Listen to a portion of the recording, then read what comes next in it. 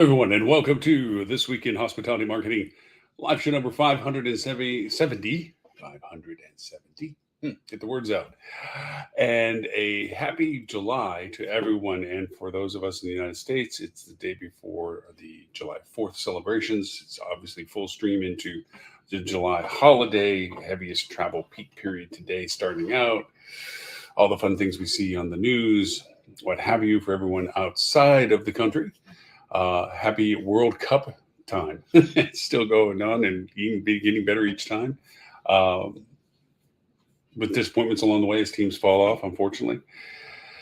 But it has come up to being something of a fascination, both in the exercise of what was anticipated and expected for business in relationship to the host cities and the reality of it, and also then the engagement of fans based on the tiering system of prices and the costs and all the interest and attention that drew as well.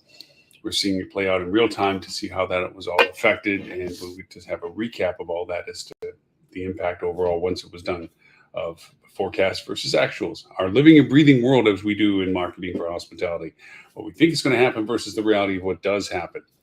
And with that, being that it is the beginning of July, and being that we are past the full halfway point of the year, we're now on the second side, the other side of the year, officially in the number of months.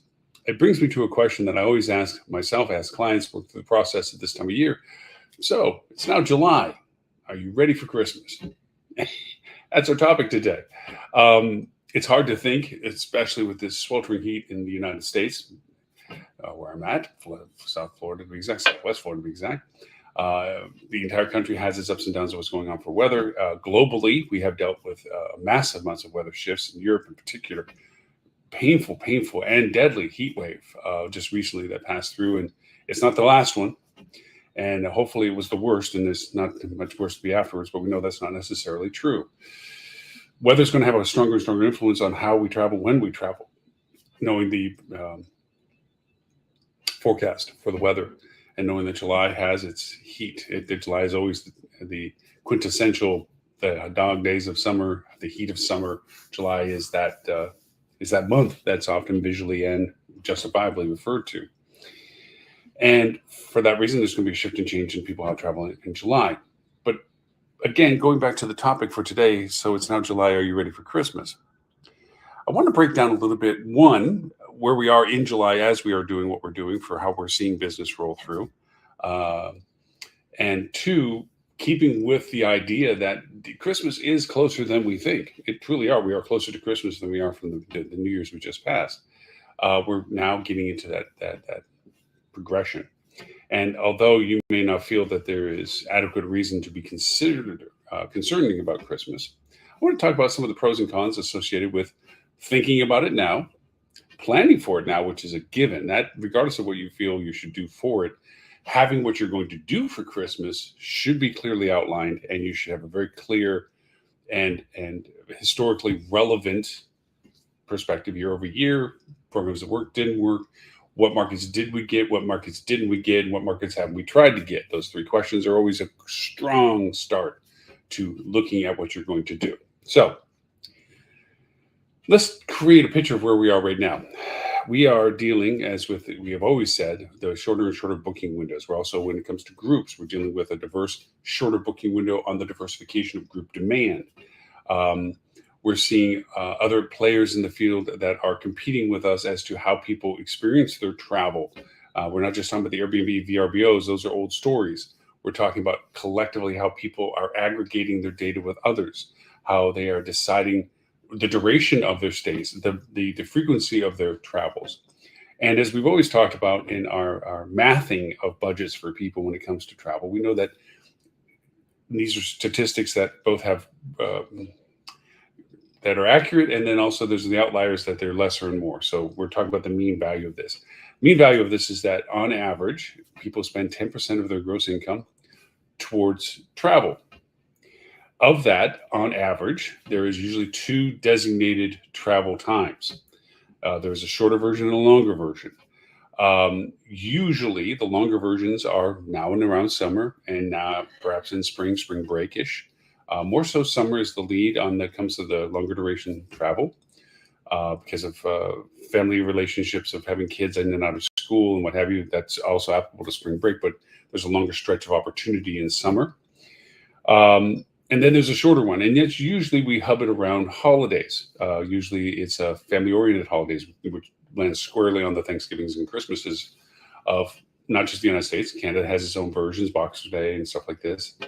Um, and in Europe, you have double Christmases in the Netherlands.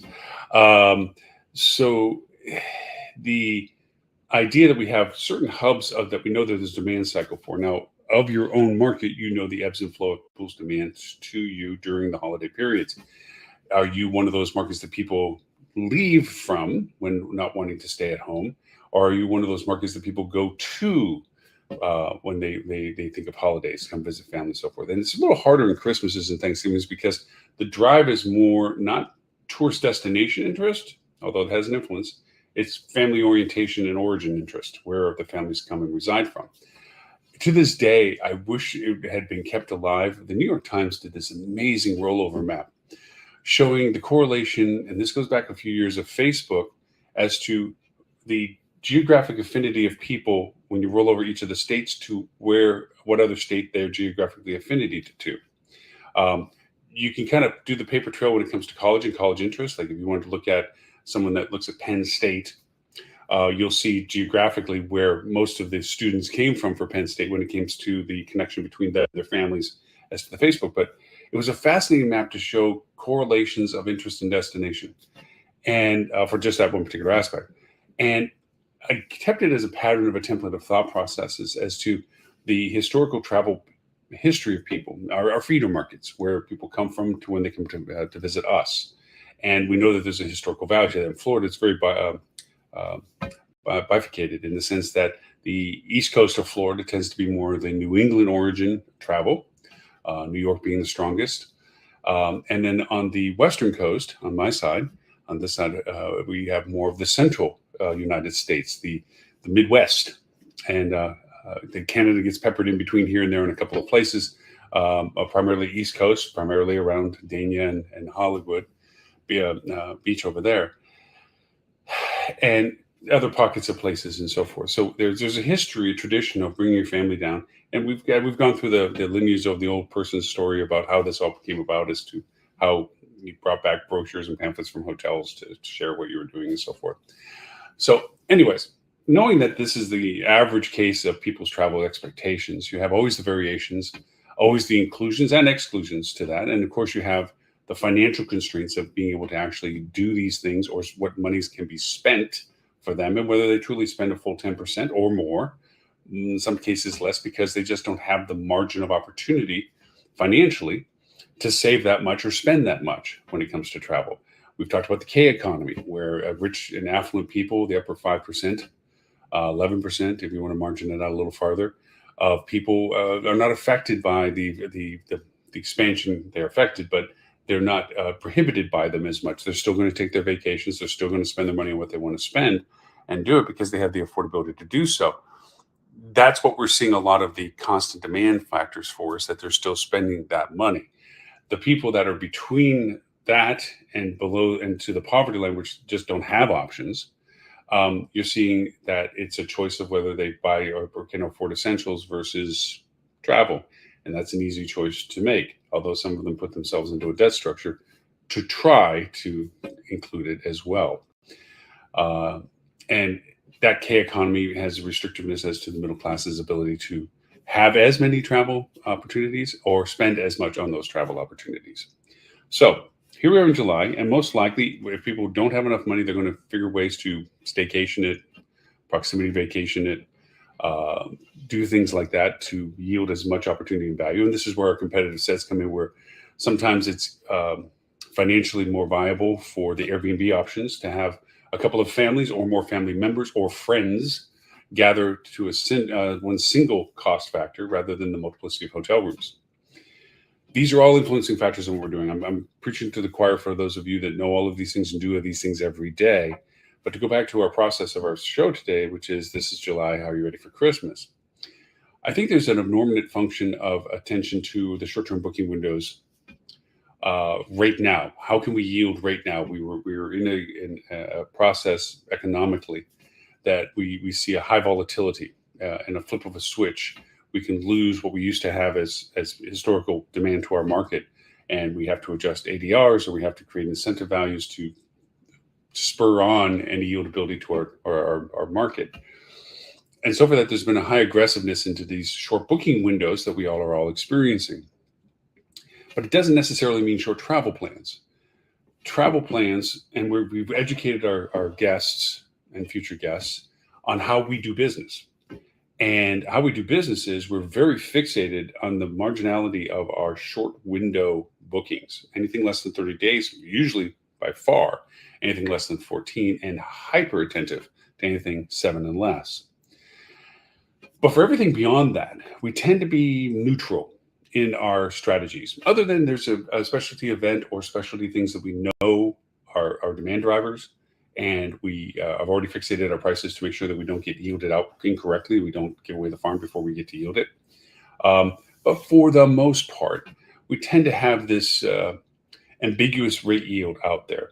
And depending upon the encumbrance of the strategy that you're running with for the year, you sometimes leave that below the waterline, so to speak, where you're keeping the prices a little low so that you can develop future yield demand. You know you're probably going to lower rates to incentivize later on. So rather than totally discount people's interest in you farther out, you kind of bait the water with a lower rate than what you expect to get at that time, just to build the base so that you then can yield against it. Hey, I got my small margin of low rate. Now I can start amping my rates because I got those. They're not going to give that up because they see the rates I'm asking for now, and they're not going to let that go. That's the strategy of doing that. Well, we've taught our guests to know this. So right now, guests that like to travel during the holidays, which as we know is more of a statistical relevance, especially around the family holidays, Thanksgiving and Christmas, is let me go look now what I'm interested in doing and find out where I'm finding the best rates now. And let me just grab it. We have cancellation policies that aren't going to affect them. So let me grab it. No, I'm not going to do a pre-purchase because it may not be the best purchase. We're not going to get that whole leverage of, pre-purchase has its moments. This isn't one of them. You're baited the water with a potentially lower rate. They're taking advantage of the opportunity to do so. So they have that in their pocket. It's not that later on, should the rates continue to go down or a competitor comes up with a better rate, that they abandon you. That's always a threat. But at least they have something in the bank, and you validated your strategy by getting base business that you'll yield from. This is propagated a lot now as people's education curve with AI is happening. A lot of times, historically, before AI had such a strong influence on what it had, and I'd say strong influence, it has an expanding influence on people's discovering of things and using of it into doing things and making decisions. A lot of times it was hard to find what a hotel was willing to offer that far out, 6 months out, 5 months out, 4 months out, even 3 months out. It was a little more of a challenge, unless it was an event driven or specific reason why there should be established rates that they're advertising. It was a little difficult. If they just searched for rates in XYZ city or destination, they probably would just find something that they would have to go into the hotel site, put in the dates that they're most interested in, and see what they could find. And then they would have to go to the next hotel and the next hotel, and they would have to do their own comparative analysis. Now, this is where OTAs shined. OTAs gave you a snapshot by accumulating all the current rates of those dates out there, so that you didn't have to go through this 1, 2, 3 individual search processes. This is a strong field that the OTAs ride in. They make sure that they are present about these things this early on, so that the affinity of using them in the process of deciding puts them into the stream of engagement and creates the validation for them to continue to be used in the booking process. We lose before we even started. We're not even advertising what we're doing because we, in our mind, have nothing to advertise. We just have rates set. And OTAs are out there going, and here's all the hotels you can choose from. You can see how the hotels compare with the rates that they're offering them. So even if you have the smart strategy of lowering your rate to bait the water for demand that far out, it's being used to the advantage of OTAs by showing that I mean, you get the benefit, but they get the booking, and that benefit doesn't give you the lifetime value, and it's not the full value that you should get from being able to be present about it. The other, and just going with the AI conversation, AI has changed that to being able to ask questions, letting it do the hunting and picking and gathering. The better you aggregate your questions, the better you engage with the AI, and AI understanding more of your persistent interests. That you have kids of a certain age, you have preferences as to cost, you have preferences as to food types or destination types, and all these things that, as you've inquired with it over and over for a variety of things, it uses that as a retained data set to look for things for you. And you would have to actually, not a good proper word, but de-learn it to say, no, I'm not interested in my favorite Greek restaurants when I look for travel at the destination. I'm looking for hotels, and I'm looking for any restaurant that's convenient around it. You have to redefine it's what you're looking for so it knows that too. But the whole purpose of AI being able to help shorten the discovery of values that are in the market for you, shorten your value that you're offering in the market value to, puts a direct competition against the OTA. You're now able to represent why you have a baited rate that far out in a way that gets in front of the people that are actually looking for what it is that's available out there. This now brings it back to you as a direct channel contribution, which has a much larger value to you in tremendous amounts of ways, plus all of the lead time for affirmation, confirmation, reaffirmation of their of what you're looking forward to, all the things that you get to do because they booked with you. And of course, it gives you the ability afterwards, post, to go over and cultivate a return value relationship of lifetime value of them coming back again, should they want to come back to the same destination. So for that reason, AI has shifted our value of long-term strategy rate offers and inherently has put us in a more equal footing. I'd say equal footing, it's not, because you still would have to pay some monies towards your presence in market for them, that you normally don't do this far out. So, and OTAs do, but it does give you, at least on the geo discovery, the AI discovery value, an ability to represent yourself early on. And if you would spend a little bit of money to make sure that you're present out there, it's affordable money right now because bid rates aren't going up for Christmas. So you get nice, affordable out there, which is another point I'd like to make. Competition. You're not really competing with a lot of the people of businesses that you normally compete with that far out. They're so fixated, like you probably are too, on the short window bookings right now. How can I shift and move the puzzle pieces to yield out better the demand that's currently right in front of me for the market right now, for this weekend, for this next week, for the weekend after, They're doing the same thing. Marketers are left to be like, hey, just make sure we have content out there for that stuff and make sure we build what we're going to be offering for Christmas. We're going to put that together if you're smart, and you should be, as to when you have all these things loaded and ready to go. This is the time of year where you begin to figure out what you're going to do for Christmas. Of course, it can change until Christmas actually happens. The world changes every day, and you might have to reconfigure what you're doing, but you should have in the breach, so to speak, what your plans are for Christmas, what your rate strategy is, your packages, your offers. You should have a timeline as to when these things are going to be introduced. We talked about social organic being a lead, going to paid social goes into paid commercial. Paid commercial goes into, OTT is one of those ones in that range as well, into paid Google. You cultivate an engaged audience with a progressive engagement of the audience. You progressively put the ads forward after introduction and engagement with your first advertisement. You go to the second ad, so forth and so on. And analytics and attribution are helping a lot and understand that whole process. A whole nother discussion. We've had that discussion several times, but it bears the fact that it's going to come back into the show in the next few weeks again because of the advancements on how business intelligence tools are evaluating attribution. Another story, another time. So you have less competition, and you might say for good reason. Nobody wants to spend money on what they don't know they're going to get. I'm giving you the reasons with the AI discovery, with the OTAs taking advantage of whatever it is that you're doing as lead gen for or beta gen for business out there and so forth. These are financially sustainable reasons to begin to cultivate what you're doing to do for Christmas. Outside of just building what it is you're going to do for Christmas, actually implementing a timeline program that starts about now going forward. So we talked about low reduction of competition. We talked about short-term fixation with everyone. Um, Knowing that AI is going to have a growing usage, and this is the funny part of it. There was an article that was brought up on LinkedIn by an old friend of mine, Max Sarkoff, and then my other friends commented on it. By a vendor I won't name. I have to work with them and so forth, but you can find the article. Talking about how the industry is like lemmings.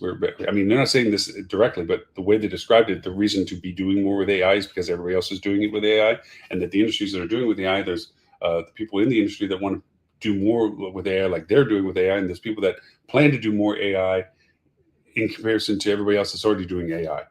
But nobody talked about, does the guest like using it? Do they truly use it, and at what scale? What does the feedback of the guests? Is there better ways of doing this? Because really, AI has a very restrictive value for us right now from the user experience. From a business side to a consumer side, is it can only be used by us in the back of the house, in the sense that we have to do all the things that help us get discovered by AI, and very little about the engagement with the guest directly. I mean, the best we can do is a chatbot. And not everyone is happy with engagement of a chatbot. There's still the limitations as to the accuracy of the chatbot, the value of the chatbot, and sometimes the lack of authenticity of the chatbot. I've often said I made up 3 rules for AI or bots. One is, don't act like you're human. 2, don't get in the way of getting to a human. 3, always make a human available. That way, the consumer is comfortable knowing that I'll do this if it's helpful, but as soon as it stops being helpful, I have a ability to get in contact with a human, or have that option to be able to engage.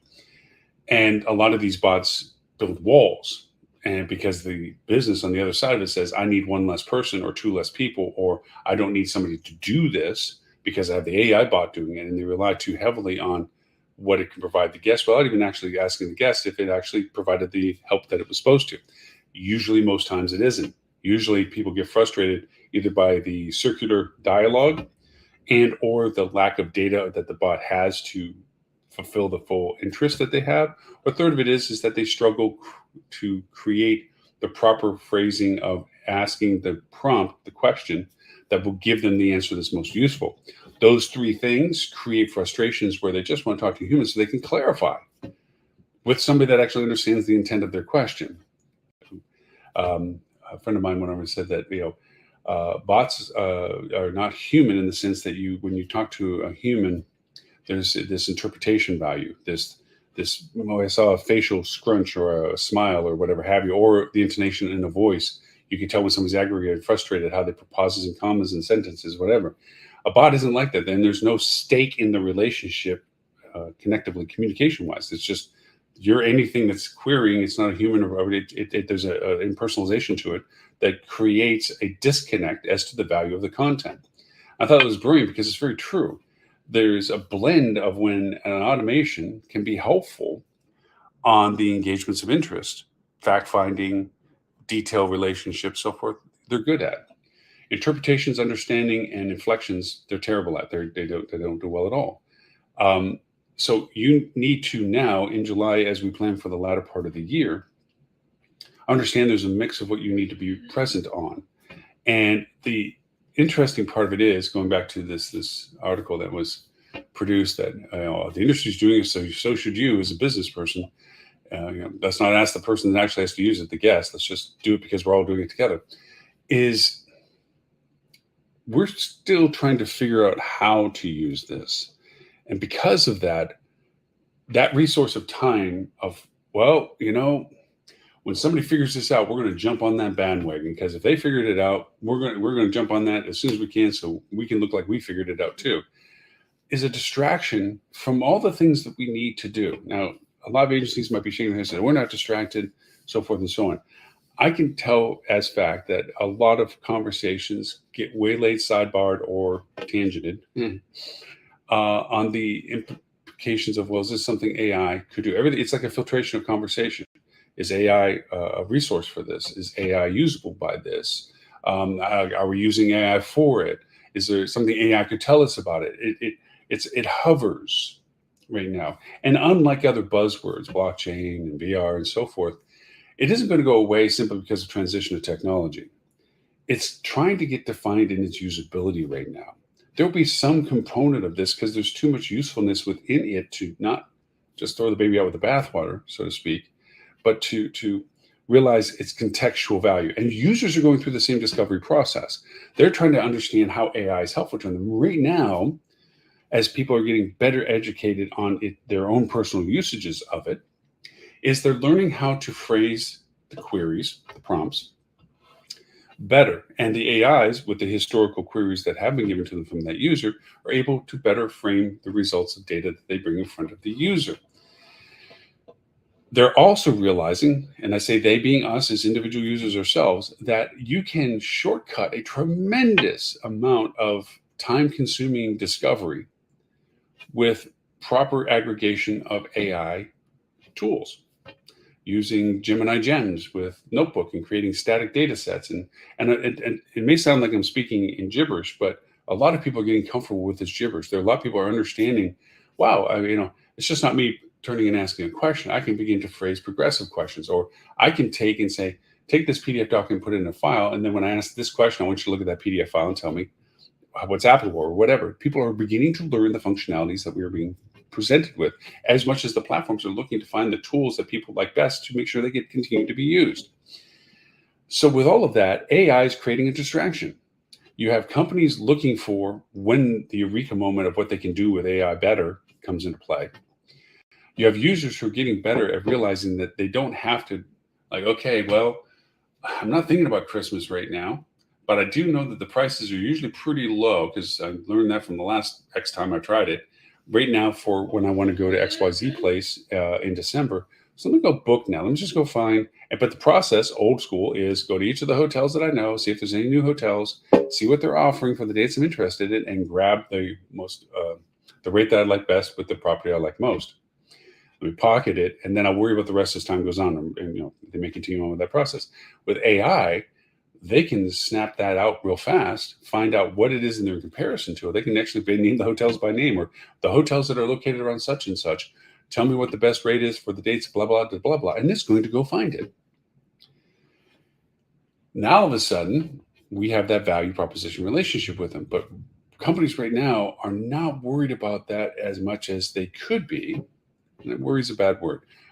Focused on it as much as they could be to their advantage. Because if you think of strategy for Christmas now, outside of what am I going to offer, when am I going to start to offer it, how am I going to get that into market by offering, paid social, organic social, channels, OTT, paid Google, paid Bing, do I put it in short terms, whatever, website only, content only, well, how much do I put, have geo pickup, so forth. That's a strategy conversation that should be happening now for the remainder of the whole. I mean, you should already have your October plan rolled out, but if you haven't, fourth quarter should be figured out by the end of this month and actually running, just to give you a benchmark. Doing that is standard business. No AI involvement with that. That's just what you should be doing. AI infusion to that, in the sense of how does this influence what we're doing? Early discovery is getting easier and faster for our users. So you need to decide now all the things I just discussed as plans for the holidays. Have it available to be discovered. Organically, you put it on the page. You should always have a static Christmas offer page that you continue to update. It gets indexed, it gets the authority that it gets, and so forth. It gets consistently used. The link stays the same. We talked about doing Easter eggs at one time, that they come to your Christmas promotion page and says, you found the magic Easter egg.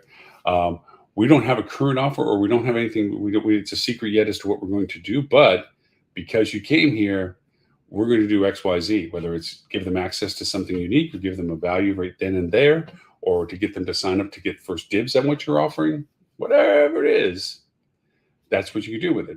The other is just put up what you know you're going to do for this year there. And for those that discover it, including AI bot, including AIs, long language models, then it gives them the fact of, wow, this is great, I'll do it. Knowing that it will be always forever the benchmark that every other offer in your comp set is going to be compared against. You already got them. And until they beat you, which is your own strategy decisions, that you still have them. So this distraction of companies waiting to discover the magic of what they need to do for AI has kept them off the mark of what they could be doing progressively because of what AI's impact is in the user discovery process. And also to the fixation of the short-term yield that is of concern right now. And it's not that that's a bad thing. We always should be hyper concerned about short-term yield. This weekend, next week, next weekend, what's happening today, tomorrow. Have we fully utilized all of our resources? Is there any last morsel of opportunity for us to grab for these dates? All of that should be a part of our daily routine. I'm talking about it's July, and what are you doing for Christmas?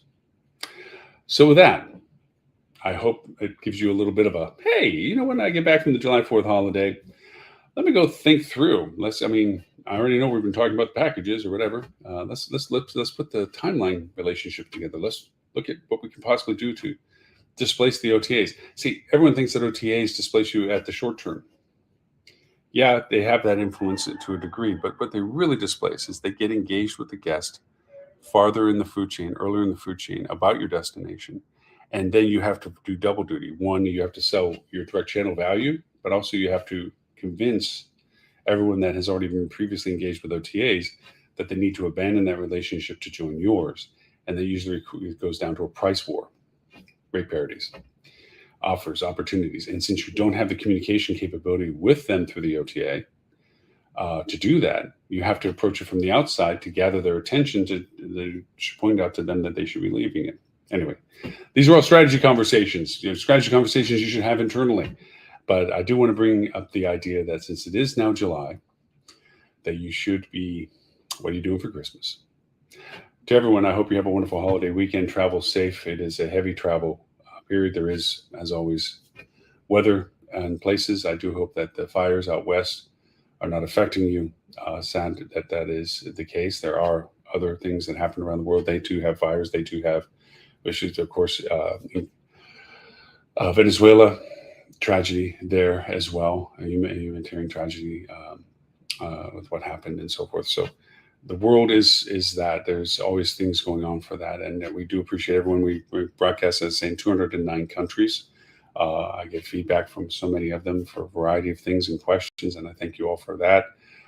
We have people that watch us live in a variety of time zones that always amaze me. But we do recast the show 11:30 a.m. Wednesdays, Sydney, Australian time, and London time for APAC and EU and Mideast friends. We also have a website you can come back and play the show on demand. That's at hospitalitychannel.tv. It does get subtitled in 11 languages, the 11 highest traffic audience languages. We sometimes shift and move a couple here and there depending upon the ebb and flow. It also gets replayed on Hospitality Radio at hospitalityradio.com. It is an app as well, Hospitality Channel on Apple iOS or Google Play if you'd like to see the show there or get into additional content. If you're a hospitality marketer, you're more than welcome to join our professional peer level group, hospitalitymarketing.club. And you can go there and you'll see what to do. Put your email in, it goes from there. Our TV channel, duh. Yeah, I said everybody does on all smart TVs. The Googles, Amazons, Apples, Roku, Samsungs, all the smart TVs. You look for Hospitality Channel. You can download the channel and get the show there, plus additional content. And simulcast, Facebook, LinkedIn, YouTube, Twitch. If you get your media from Twitch, we're on there as well. So with that, my name is Lauren Gray. I thank you for the privilege of your time and look forward to talking to you all next week.